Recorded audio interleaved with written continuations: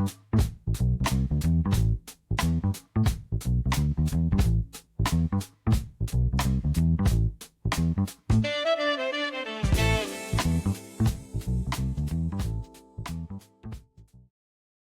right, everybody. Sulayman is back with Tony, my partner here on the podcast. You doing?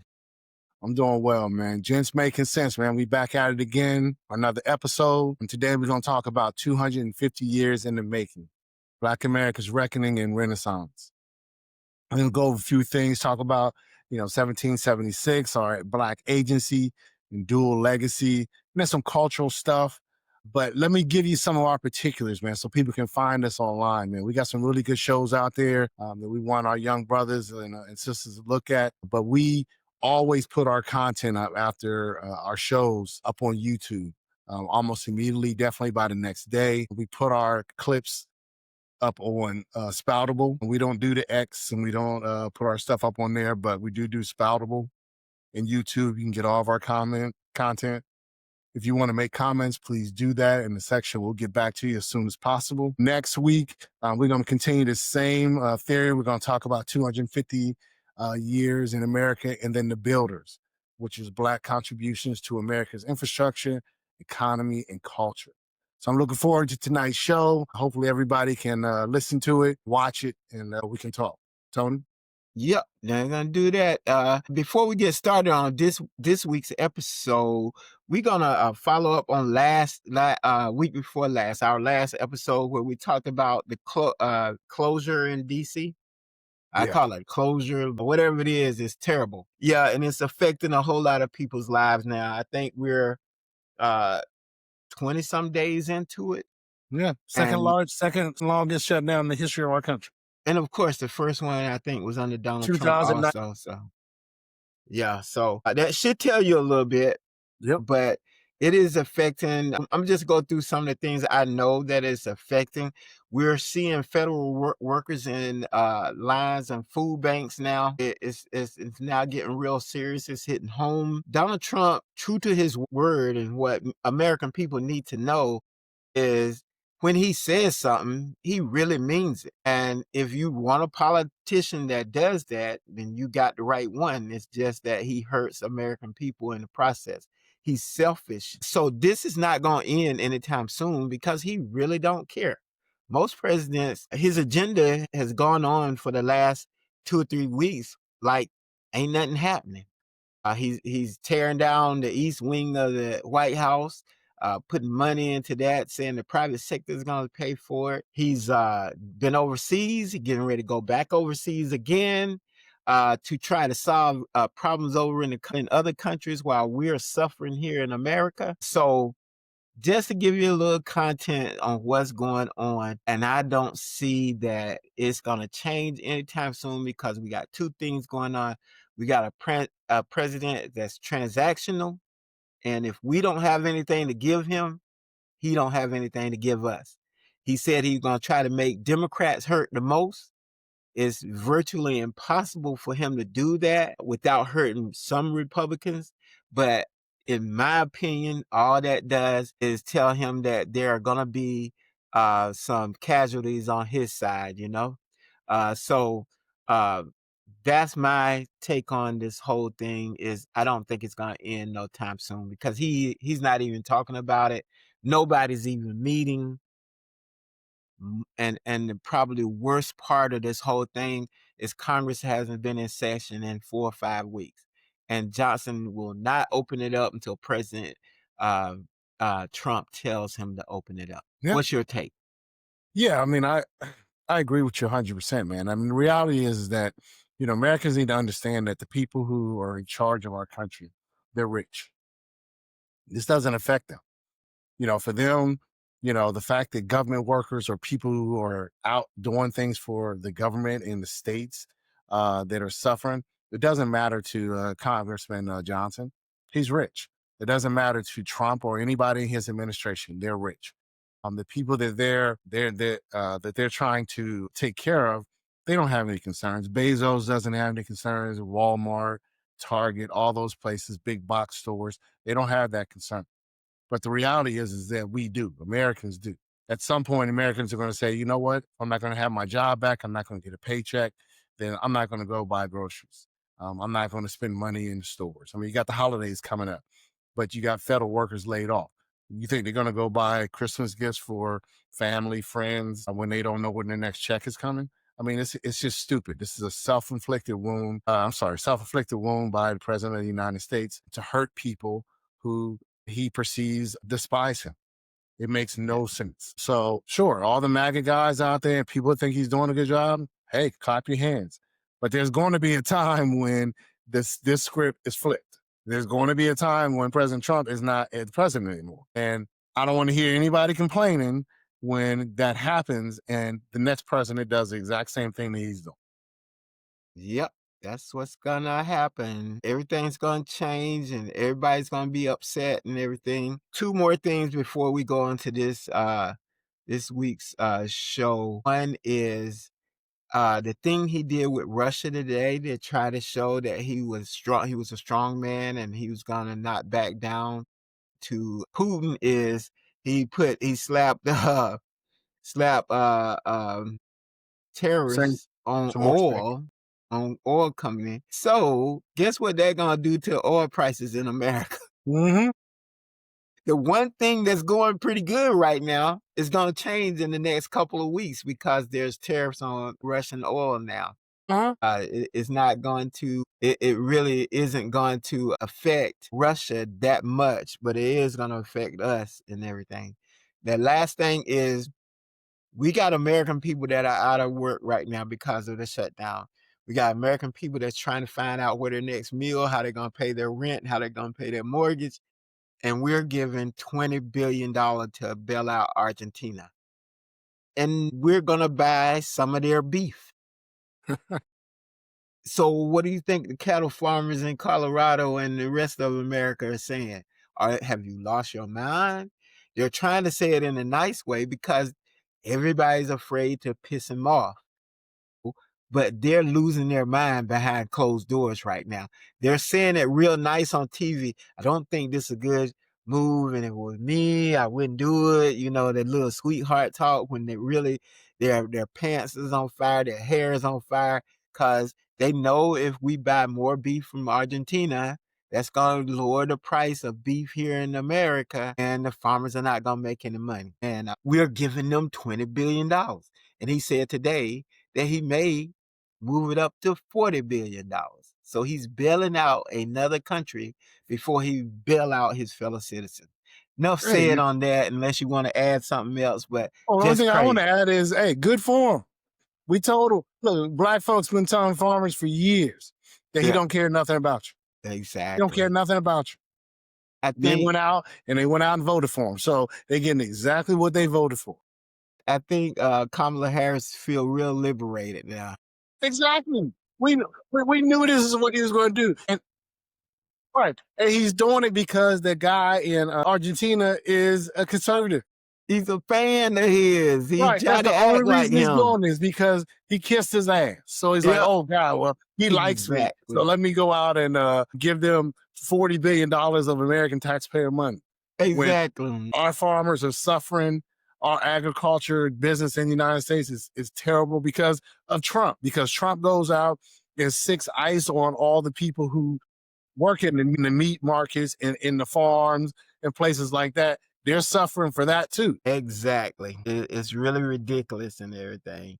So, like I said, enough said about that. Let's go on to what we're talking about today. So, we're talking about America going to celebrate its 250th anniversary next year, 2026. Our current president is really happy about it happening on his watch because he get to set the tone. And that's something I give him credit for because he set the tone every day, every week in America. Because he do something do something that other presidents haven't done in the past. He has even if it's not a called press conference, he has some kind of press every day almost. So by doing that, he drives the narrative for the day. And when you driving the narrative for the day, it keep your opponents on defense all the time. So he does an excellent job by that. just believe what I say, next year during this 250th anniversary, he's going to try to drive the narrative. And part of that narrative is to get rid of all cultures, not get rid of, water cultures down like ours. Black Americans didn't do that much. They weren't that great. And slavery weren't that bad. Things like that. But for our freedom and our founding fathers, here are a couple things from some of our leaders of the past. Frederick Douglass said, what to the American slave is your 4th of July?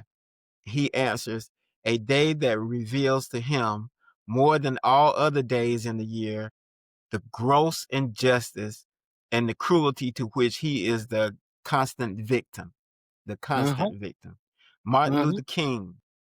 There comes a time when people get tired of being plunged into the abyss of exploitation and nagging injustice. James Baldwin. I love America more than any other country in the world, and exactly for this reason. I insist on the right to criticize her perpetually. Angela Davis, finally, Angela Davis. Freedom is a constant struggle. And that's what I feel every day. We can talk about some of those and how relevant it is today. And that's how I feel every day. When I wake up every morning and I look at news because I want to know what's going on. I don't put my life into it, but I like to know what's going on. So when I look at the news every day, it's a constant struggle to not get totally disenchanted every day because of what's going on.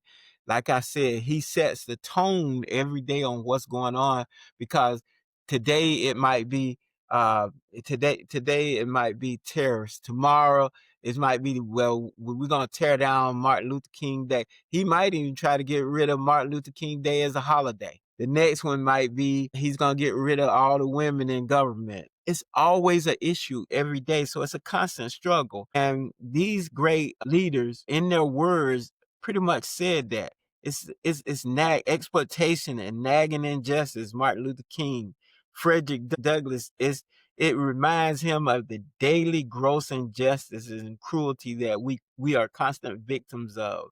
James Baldwin says it's perpetual that we have to criticize America because of the things they do to us. And sometimes I don't even believe they know they do it. They think they're being good white people. So uh, those things ring very high to me. And the legacy and accountability, W.E.B. Du Bois said the cost of liberty is less than the price of repression.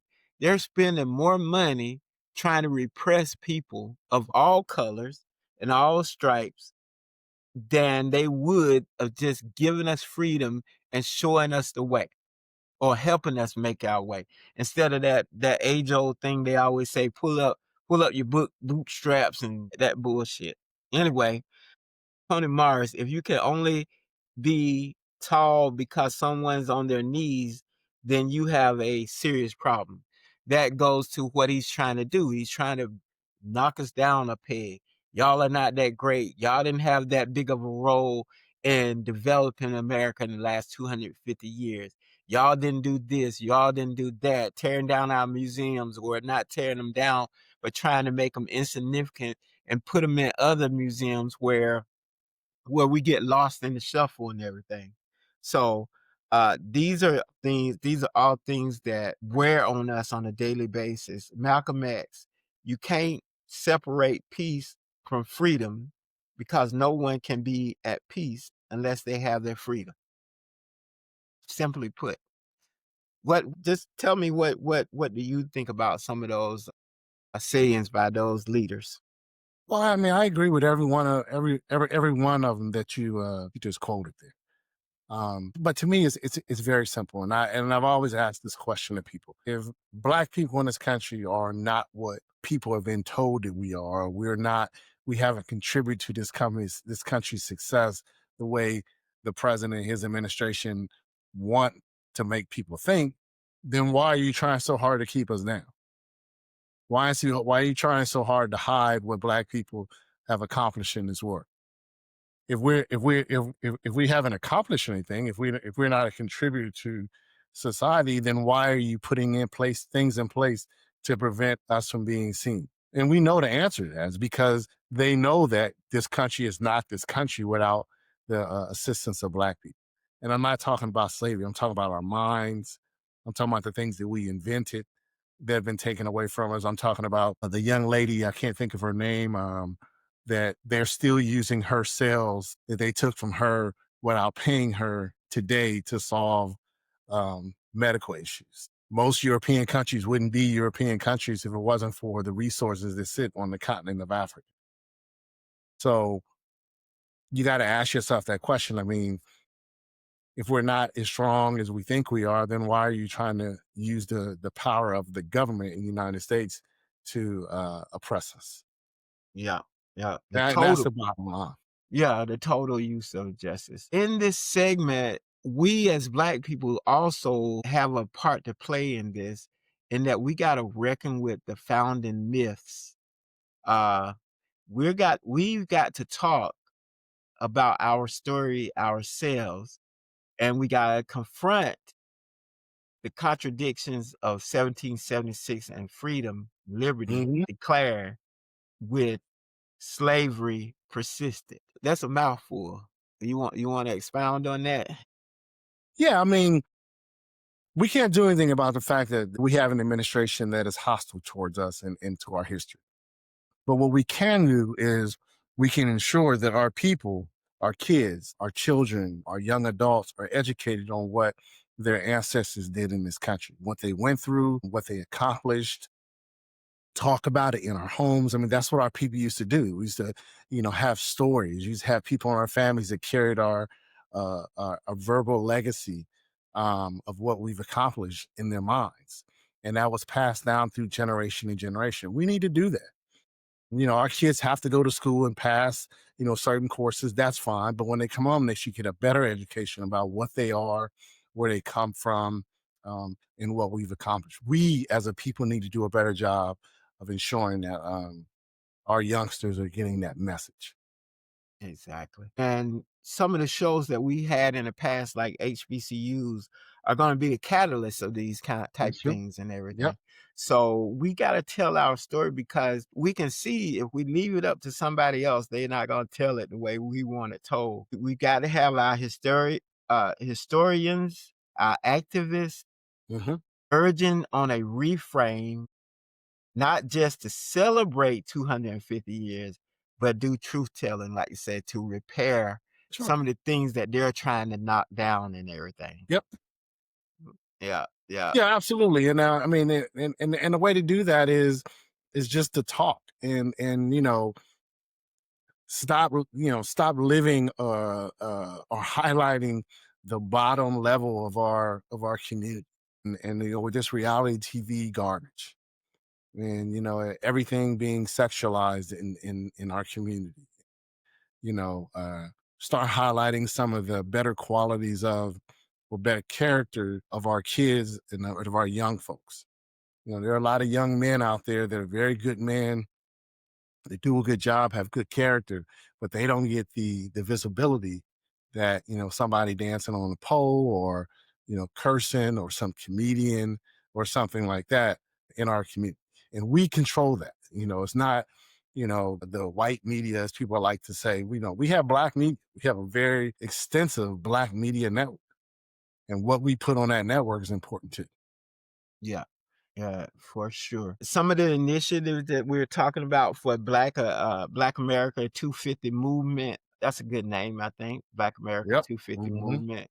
A national initiative to spotlight African American destinations, museums, Hmm. and contributions. I live right here in Georgia, and there's an island off the coast of Georgia, which is one of the last remaining settlements from slavery days. And Hmm. those people are direct ancestor kin to those people that were brought over here on slave ships.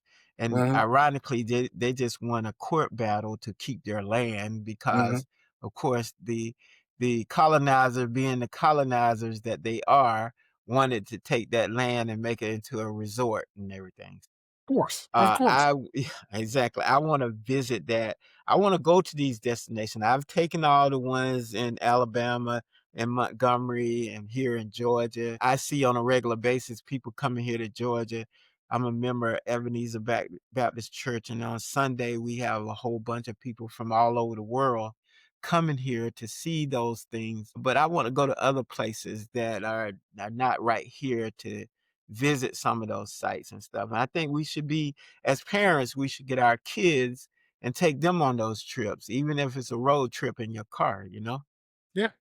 Yeah, absolutely. I mean, I've been fortunate enough in my career to, be there, go to almost every country in Africa. I've been all over the place. So I've seen a lot of things. I've seen all the wonders in the world, but what I've started to do in my, as I gotten older is actually go around and look at some of the places here um in the United States, Georgia, Mississippi. My wife and I want to go down to Mississippi and take a look at some of the places down there, Alabama, and just start seeing some of our history in the United States. So I agree with you. I mean, instead of running your kids to a basketball game or a football game or something like that or a concert, take them somewhere and show them where their people have done in this country and what they've accomplished. They'll, Exactly. they'll take that um, further along in life than they will going to pay $300 to go see Chris Brown. Yeah, So, you know, exactly. right, Yeah, places out in California, a lot of people don't even realize that, there was a significant African American community in the Los Angeles area in the 20s and 30s. yeah. Um, Watts. uh, Watts is one yeah, of them. Watts. I mean, and Uh, rich black Hill, folks. The Baldwin Hills. Baldwin Hills. Baldwin Hills, yeah. Yeah, those are places, man, that you can take your family, man, and history lesson and understand why people like Tony and I are doing podcasts like this to try to keep people educated on our community and what we've accomplished. We're trying to people in DC area, trying to erase our history. It's important that we see these places and understand where we came from. And, I mean, we're talking about places like, California. I mean, most of our people came here on the East Coast, Virginia, and places like that, South Carolina, North Carolina, on Mhm. ships. But we ventured across the country just like everybody else. You watch these, the journey to the West, and you see all these white folks as if black folks weren't part of that. We were very Yeah. much part of that. Black folks were going out west just like everybody else. Um, Louisiana and Mississippi in particular. When I was in Nevada, there's a high degree of people from Louisiana and Mississippi, you know? hmm, North yeah, Carolina and Virginia and South Carolina and Georgia, they mostly went up north, yeah, and Chicago, places like that, you know? yeah. So, yeah, yeah, So there's a yeah, I lot of mean, history. just I think what we're just trying to say, man, is that we can educate ourselves, man. We don't need to have the federal government educate us and educate our people, man. We just need to recognize what's important. And I say this almost on every podcast that we talk about, man, is that we are excellent at sports, but so what? We also have been excellent throughout the history of this country in educating, inventing, being part of agriculture, the industrial complex we have in this country. Black folks are all around that. So educate them on that. Exactly. Yep, yep. And the last part of, the initiative, Black American 250 movement is about reclaiming space, honoring our ancestors, and asserting that Black history is American history, because they're Yep. trying to tell us that Black history is Right. not American history. So so those are the actionable things that we need to do in that Black America 250 movement. And, I think most of the stuff that we've talked about today, tonight, has a lot of that in it, you know? Sometimes we are ashamed, and when I say we, not me, I've seen people that, Black people ashamed to speak out aloud in public about things that affect the Black community. When they're around other people, they wanna whisper, "Yeah, yeah, you know." Like, "Why are you whispering? You know we's free now. You know we's Yeah. free. You know, you can speak out like you want to. We's free, so speak out," you know? So, I just want people to start speaking out and being proud of who they are. I think James Brown said it better than anybody else and sung it better than anybody else. "Say it loud, I'm Black and I'm proud," you know? I'm Absolutely. proud of my history, you know? Yeah, we need to be proud of our history. We need to be, it's American history. I mean, black Exactly. folks, black men, black women have been involved in every war in this country. Every war in this country, from the Revolutionary War all the way up to the Iraq War. Black people were involved. We were fighting for this country. Most of our fathers and our grandfathers that fought in wars didn't get the respect that soldiers get when they come home because it was that time in this country. My father, I know for a fact, came home from the Korean War, did not get the respect that other white soldiers were getting. Yeah, grandfather, World War II, come home, still got to ride in the back of the bus, still got to, you know, kowtow for certain people in this country. So Yeah. we need to be proud of what we've accomplished in this country, like everybody else. I get so sick and tired of hearing about what Italian Americans have done and Chinese Americans have done and every Australian Americans and all these people have supposedly done for our country when we don't even get the credit for the stuff that we've accomplished and made this country better for. Yeah. Simple as that. Yeah, at this spot right here, before we start talking about designing a counter narrative to what's going on right now, before we start talking about that, let's talk a little bit about something that has moved you in Black history. And I know I'm putting you on the spot, but I know you got a quick brain and quick mind. So Mhm. something that has moved you that you can say you're really proud of. I know that could be a lot, but I wanna do one specific thing that you can think of. Yeah, I mean, I won't go too far back in history. I mean, and you've heard me say this before. I'm extremely proud of the brothers from the nation Islam. I am. And that makes me extremely proud that brothers can go, somebody who wasn't on the right path when they were younger, as a young adult, got themselves in trouble, maybe have gone to jail or served some time in jail and found what they needed to find in jail. And that's the Nation of Islam and God, and be able to come out back out into society, be amongst a group of men and women that are upright citizens and be contributors to their country. That's important. And I don't think that there's anything that the Nation of Islam does that's any different from any other group in this country. And why they always get the blame as being anti-American or anti-white. No, we are just like every other group that specializes in highlighting what they've accomplished. And the Nation of Islam does that. I'm proud of that. I'm proud of the fact that those brothers are not murdering people or killing people or robbing people. I'm proud of the fact that they make their own gear and clothes and they support themselves and they buy from their own. We need to do that more as a community. It doesn't mean that we're anti anybody. It just means that we're going to ensure that our people survive.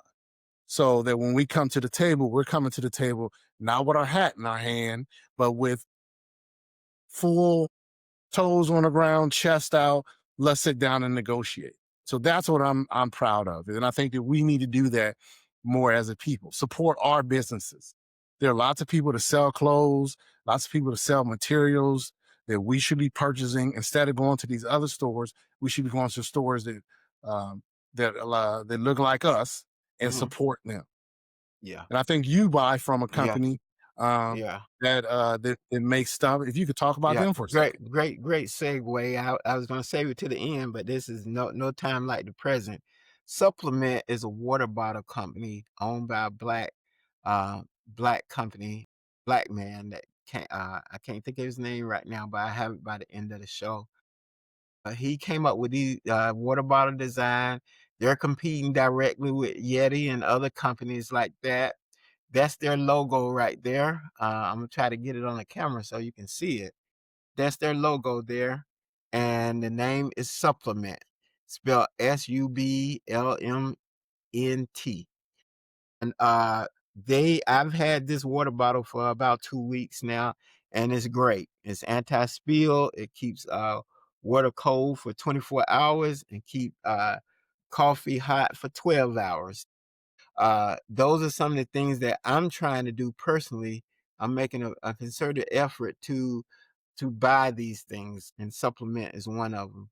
Another one is Actively Black. Actively Black is a company that sells active wear like Adidas, Nike, and all that other stuff. And the great thing about Actively Black is they bought some land down south, a cotton farm, and not only do they do it from the beginning all the way to the end. They take the cotton they're that they're growing, and they make some of their product from that cotton and everything. So very proud of that fact and everything. So it's out there. We just got to look for it. Yeah, We're lazy. We just go to, we're all that way. Sometimes we just go to, um, the easy store. easy route out. You go to Amazon, you make your order, and it's on your doorstep in 2 days. So, Mhm. but it to make sure that our companies like that are successful, we have to sacrifice the Comfort, yeah, comfort. the comfort and knowing that we'll get it tomorrow. But yeah, that's good. That's really good. Did you want to add anything else to that? I think you hit it, Yeah, man. I yeah, mean, we got to put our comfort away and recognize that it's about something beyond us, something bigger than yeah, us. We may not ever see the benefit of what we're asking you to do, but our kids will, our grandkids will. They'll have better lives than we have because we support those organizations. yeah, exactly. And I think in my case, just this right here, the brotherhood that we're starting to show now, like you and I doing this show, all the brothers that we have in our fantasy football league, Yep. we're sharing stories, and we're making each other better. We iron shopping iron and stuff. These companies like Supplement and Actively Black getting a prominent role, and we got some black athletes there that are backing these companies and everything. I think Supplement got a whole lot of hits because Jay-Z was seen walking with his security detail with a supplement bottle and everything. Wow. Yeah, if it's good enough for Jay-Z, then it's good enough for everybody. I don't think people should think that way, but that's how we think. Yeah. So that's the most proud moment that I have, that as black people, I don't think we're quite there yet, but I can see us moving there. Uh, Enrollment rate has gone up. My daughter is at Fort Valley. My youngest daughter is at Fort Valley, and we got season tickets at Fort Valley. We gonna support them, like you said, 10 toes down, and we're gonna make sure that we keep spreading the word that HBCUs. Once again, we might not have the instant stuff that you might not get what you need right away, but they're gonna make sure you get it sooner or later. You know what I'm Yeah, saying? absolutely. Because they don't have the resources as the PWIs, the predominantly white institutions and stuff. So a lot of them don't have those resources. But my daughter is a professor at Howard University, and they have a lot of resources, but still not on the level as the PWIs and everything. Right. So Yep. that's my most proudest moment to this date right now, is to see black people slowly but surely coming together and everything. So I hope that continues. Yeah, I do too, man. I'm gonna do Yeah. everything I can to make it continue. Yeah. So, and I think podcasts like these, just regular people like you and I telling our truth, no scripts. We're talking from our experience, and Mhm. some of the best books are written by lived experience. And what we're doing is sharing our lived experience with people and Right. stuff. We Yep. hope it helps and stuff. So, before we end our podcast today, the last thing we want to do is actionable, design a counter narrative. So I'm gonna kind of read this so I don't get it wrong. Said organizations like BLIS Collective are hosting retreats and campaigns to disrupt 250, centering Black and Indigenous voices to challenge dominant origin stories. So those are big words, and it's just saying that we as black people and other people of color, we're going to tell the real story instead of listening to what white America wants us to know. So that's basically what they're saying. So the goal shift from patriotic, I'm sorry.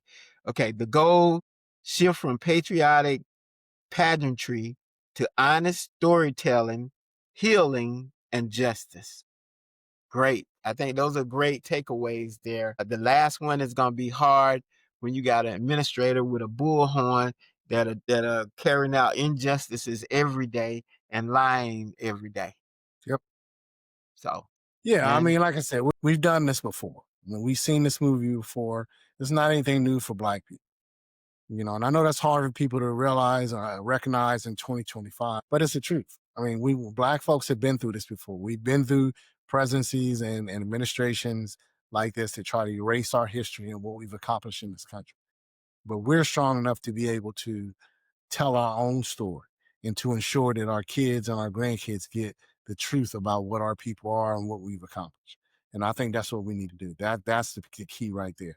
I mean, I know I've said before, I'm over the people of color thing. I'm focused on Black people yeah, because yeah. I'm tired of our people being crash dummies for everybody else. And that's what we've done for the last 75 years is carry everybody else's water so that they can get what they want. But then when it comes time for them to stand up for us, they don't do it. So I'm about Black people and Black folks in our story. Everybody else can worry about themselves. And you're exactly right about that. And the main thing about that is even in the airplane when the cabin pressure gets low, they tell you to save yourself first It before is you all can first. save anybody else. So I think we got away from that when we thought that's like some people when Barack Obama became president, they came out with this word called post-racial. Post-racial. Yeah, I was like, post-racial? Come on, y'all. So now I wonder what they're gonna call this. The rewind? I don't know, but yeah, they came out with that real fast. As soon as he was elected, that I start seeing writings about post-racial America.